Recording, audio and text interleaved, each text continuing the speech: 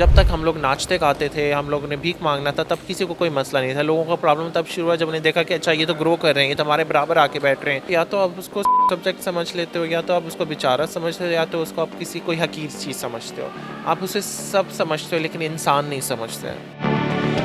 और जो पूरी कैंपेन चलाई गई ट्रांस एक्ट नामंजूर, ये यहाँ पे इनका मज़हब कहाँ था और यहाँ पे वो चीज़ कहाँ थी। So this is just a political agenda. जब ये कहा गया कि ये जो है लड़का लड़का लड़की लड़की की शादी का बिल पास हो गया, हालांकि उसमें ऐसी कोई शिक भी नहीं थी। और मज़हब तो ये भी कहता है कि आप अगर एक इंसान का कत्ल पूरी इंसानियत का कत्ल और नफरत फैलाना और इंतशार फैलाना एक फितना है। आयत का भी हवाला देते हैं कि कुदरत की तरफ से दो जिन्स पैदा की गई हैं, एक या तो वो मर्द हैं या औरत हैं, जो तीसरी जिन्स है वो बर्थ डिफेक्ट है, उसको वो जिन्स नहीं मान रहे। Bullying discrimination that was very common schools में, बच्चे तंग करते थे। मैंने अपना एमफिल कंप्लीट किया एंटरप्रेन्योरशिप में। मेरी दादी ने मेरा बहुत साथ दिया। मैं आज सुबह उठ के फील करती हूँ कि मैं लड़के की तरह फील करती हूँ, लिहाजा मुझे प्रॉपर्टी में लड़के का हिस्सा दिया जाए। ये मिसयूज़ हो सकता था। 2008 में I was the victim of gender based violence. उसने मुझे बहुत शैटर किया और 2 साल लगे मुझे उस ट्रॉमा से निकलने में। उसने मुझे मजबूत भी बनाया, जिसकी वजह से शायद मैं आज इस यहाँ पर हूँ। जो ये दावा करता है कि वो एक्स जेंडर से बिलोंग करता है, वो एक मेडिकल टेस्ट के प्रोसेस से गुजरे। इसमें प्रॉब्लम क्या थी? एक ट्रांसजेंडर तो झूठ बोल सकता है कि मैं एक मर्द हूँ, ताकि वो सो कॉल्ड जो प्रिविलेज स्टेटस है पाकिस्तानी में मर्दों का वो उसको मिल सके।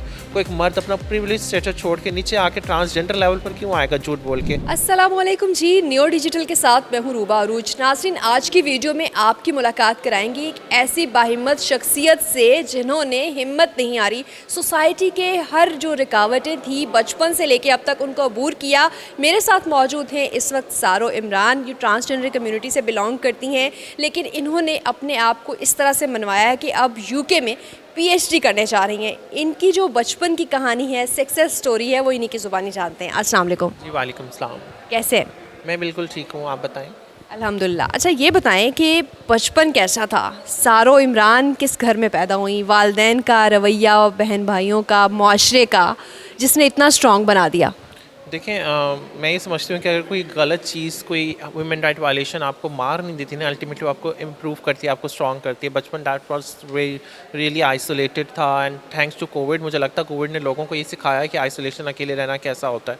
Bullying discrimination that was very common schools में, बच्चे तंग करते थे और जो है और उनके ट्रामाज आपके साथ पूरी ज़िंदगी रहते हैं। लेकिन अल्टीमेटली लाइक आप एक टाइम आता है then you become used to, और आप ये सोचते हो कि नहीं ये सब कुछ तो चलता रहेगा, लेकिन मुझे अपने खुद पे फोकस करना है कि मैंने अपने आप को कैसे मजबूत रखना है और आगे बढ़ना है। ये लोग अक्सर जो है वो स्कूल से स्किप कर जाते हैं। वालदैन, बहन भाई और सबका रवैया, आप पीएचडी तक पहुंच गई हैं।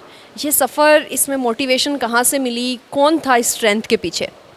सबसे बड़ी स्ट्रेंथ तो मुझे लगता है कि आपके जो एक्सपीरियंसेस होते हैं, जो आपको सिखाते हैं कि आपने किस तरह से खुद को स्ट्रॉन्ग रखना है। और तालीम एक ऐसी चीज़ है जो मुझे लगा कि दोनों वायलेशन जो है, बुलिंग जो है, स्कूल में भी होनी है और स्कूल के बाहर भी होनी है, यूनिवर्सिटी में भी होनी है, यूनिवर्सिटी के बाहर भी होनी है। तो बजाय जब दोनों सूरतों में फेस करना है तो एटलीस्ट अपनी एजुकेशन तो इंसान जो है वो करे। तो दैट्स व्हाई लाइक मैंने अपना एमफिल कंप्लीट किया एंटरप्रेन्योरशिप में, और जिसमें हमने देखा कि मेरा जो रिसर्च थीसिस था कि जो अपॉर्चुनिटीज़ हैं एंटरप्रेन्योरशिप रिलेटेड, वो ट्रांसजेंडर्स के लिए कितनी है और क्यों नहीं है, और उसकी अगर हों तो उससे क्या फ़ायदा होगा। अच्छा, सोसाइटी में हम जब ट्रांसजेंडर की बात करते हैं तो एकदम से वो तर्स भरी निगाहें और उसको हम पहले ही कंसीव कर लेते हैं कि ये बेचारा तबका है। आपका तजुर्बा क्या कहता है?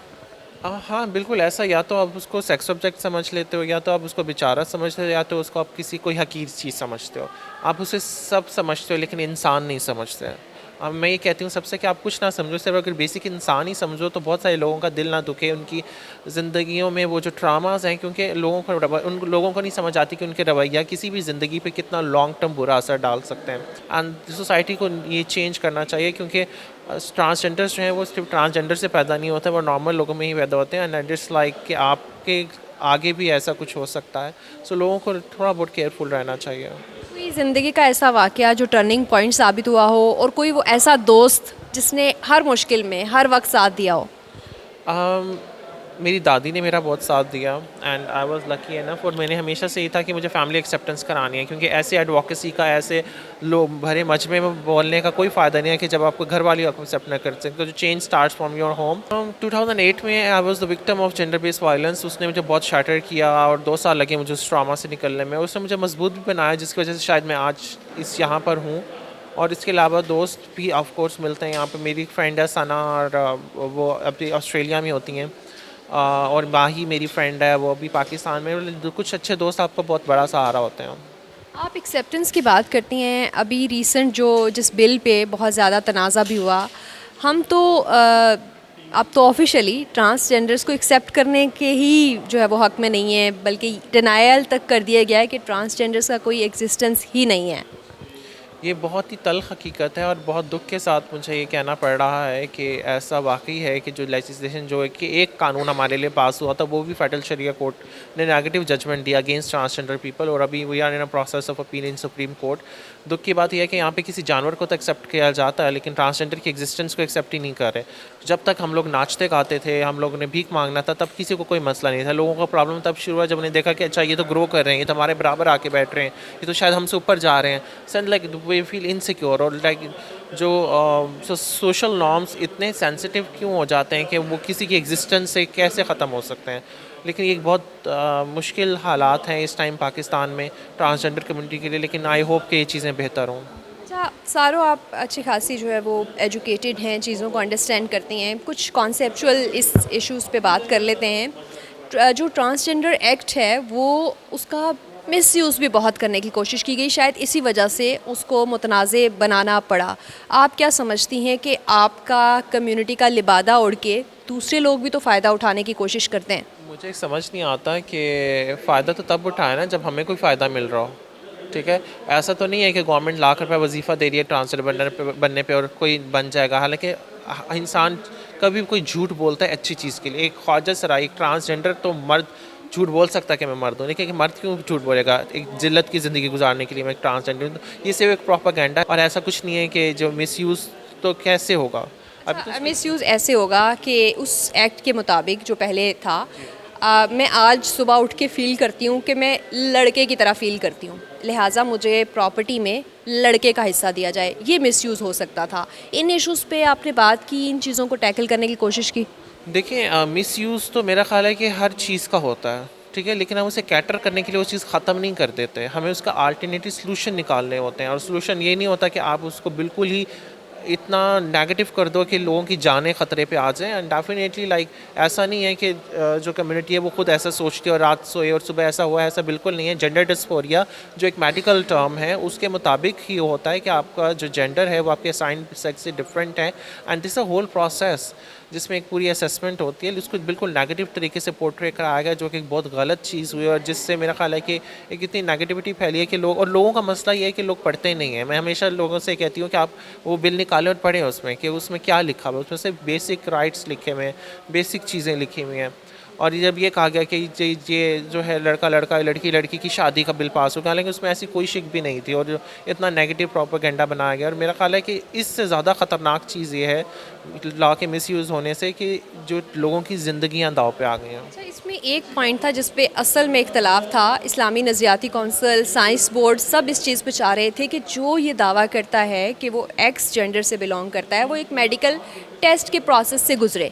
इसमें प्रॉब्लम क्या थी? इसमें पहली चीज़ तो ये है कि पाकिस्तान के कॉन्स्टिट्यूशन के मुताबिक आप किसी की सिनफी या जिनसी शनाख्त की बुनियाद पर उसे डिस्क्रिमिनेट नहीं कर सकते।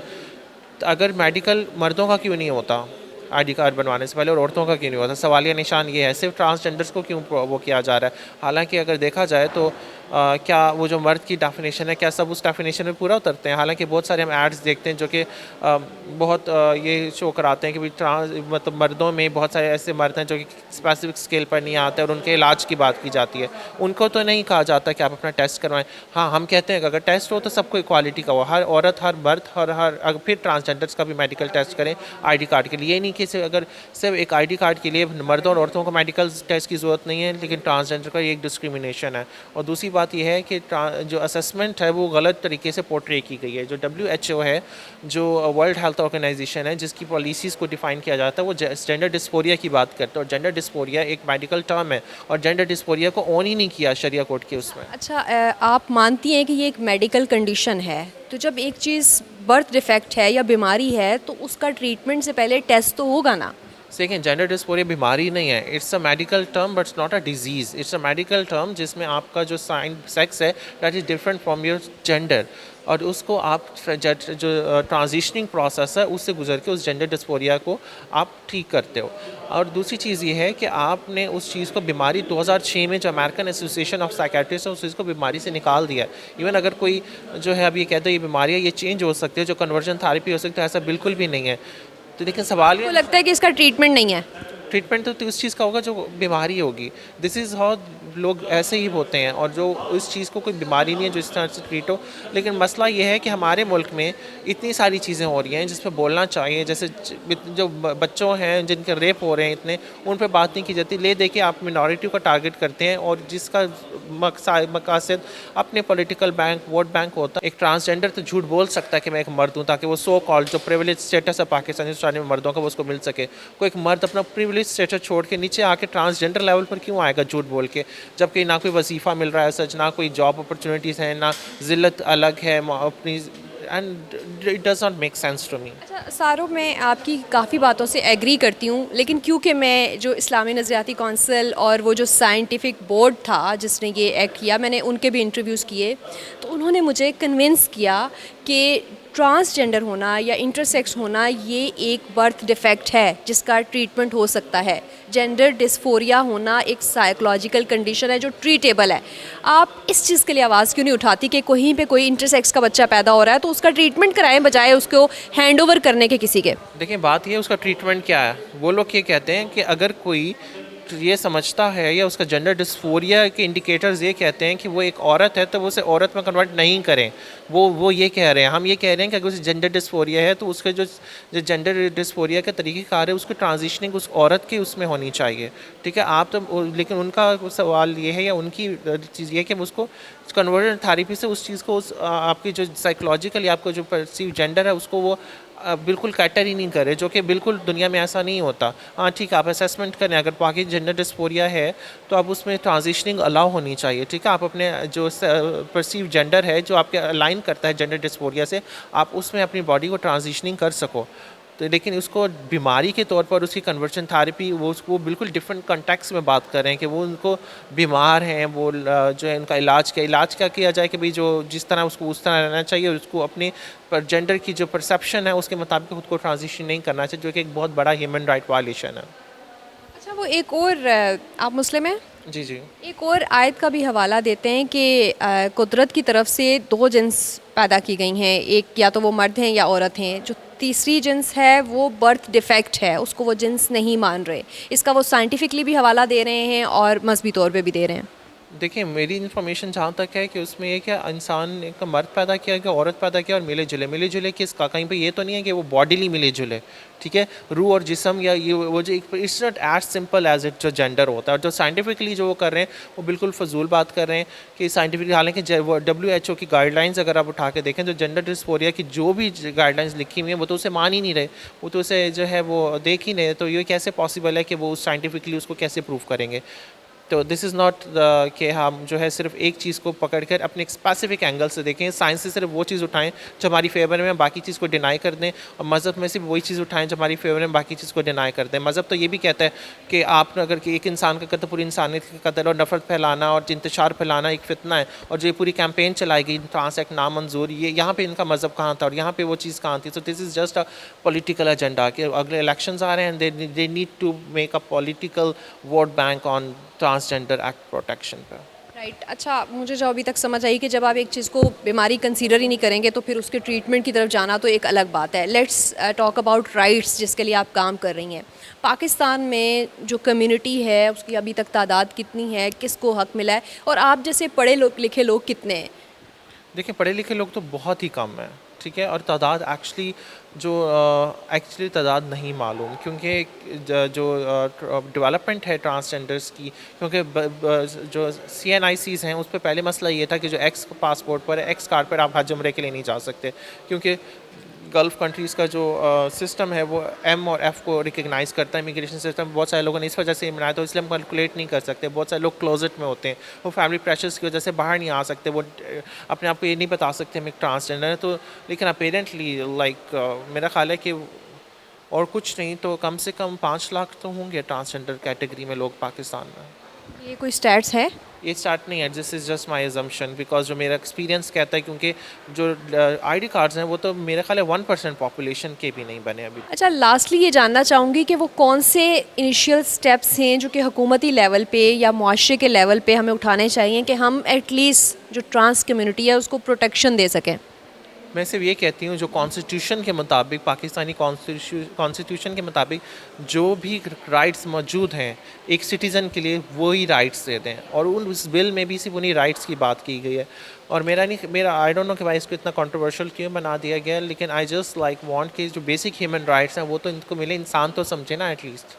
बहुत शुक्रिया सारों की जो अपनी लाइफ की स्ट्रगल है वो यकीनन बहुत से लोगों के लिए मोटिवेशन है। इन्होंने बुलिंग से घबराए बगैर, लोगों के तानों से, बातचीत से, इग्नोरेंस से, आइसोलेशन से मुकाबला करते हुए अब पीएचडी तक रसाई की है, और अब ये अपनी कम्युनिटी के लिए एडवोकेसी भी कर रही हैं। इनकी कहानी आपको कैसी लगी? कमेंट सेक्शन में अपनी राय का इजहार ज़रूर कीजिएगा।